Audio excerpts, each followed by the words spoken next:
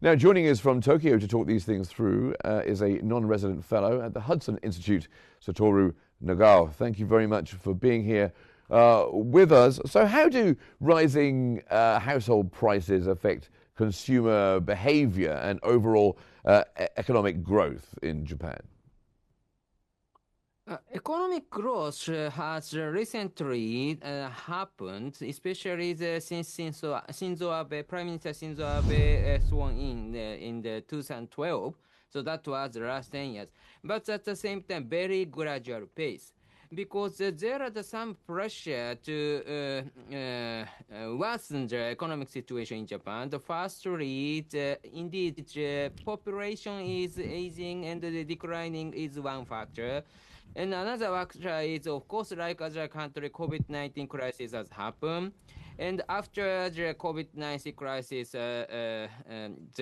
suddenly people's demand has increasing, but supply is nearly same. So that's why price was rise and continue to rise. So government's policy try to control this situation. And some parts they succeeded, but another part they failed. So in total, economy itself is improving a little, but pace is little, and at the same time, price of the production are rising. So view from the common people, they need to spend more money to live. That is the current situation. So there are complaints. So that's why the governmental party lost every election. Now, are there particular economic impacts that occur when a staple agricultural product faces such production shortages? Yes, in case of the rice, Japanese eat rice very much compared with the wheat. Of course, Japanese also eat wheat, but compared to wheat, price of rice has rise very much last 1 year. For example, the average price of the rice is April 2024 and April 2025. When we compare these two prices, the gap is only 1 year, but the price is double, increase to be the double. So that's why the view from the people, why this year they need to pay double to buy same amount of rice. That is a very big matter. So this was very big scandal and complaint. So agriculture minister should take charge. But that agriculture minister who said he happened to bought any rice because many people present him. So that's why he resigned in the beginning of this year. So that was a scandal. And the new agriculture minister sworn in, and he tried to deliver the stock of the Japanese rice, stock for the emergency, but Japan has some storages and for emergency, so that's why they start to release. Then the price has gradually declined, but after that, from this month, rise again. So temporarily, he has succeeded, but only temporary. So currently, the government also talk about production itself has a problem.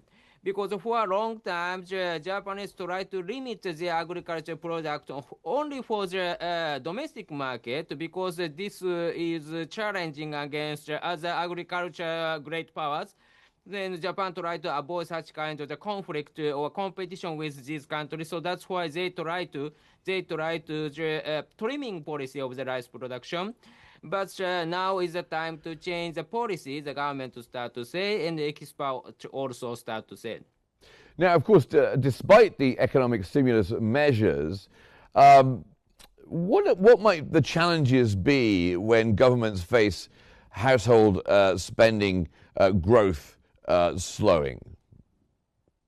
One of the problem is the current government is very weak, because in the parliament, their ruling party is, of course, the biggest majority in the parliament, but even if the biggest, in this, they hasn't got more than half. So that's why we ally with the other opposition party. without the ally with the opposition party, they cannot do anything. So every time, case by cases, they negotiate with the opposition party, one of the opposition party, two of the opposition party, to go through the idea in the parliament. This means that every time they need to spend more time and more negotiation and more concession. So that's why even if the agriculture policy, even if the other price-related policies, they need more time and they do not have the enough power to decide speedily. So that's why this is one of the problem. Leadership is the problem. Well, thank you very much indeed for joining us here on the program from Tokyo. That was a non-resident fellow at Hudson Institute, Satoru Nagao. Thank you very much for being here with us.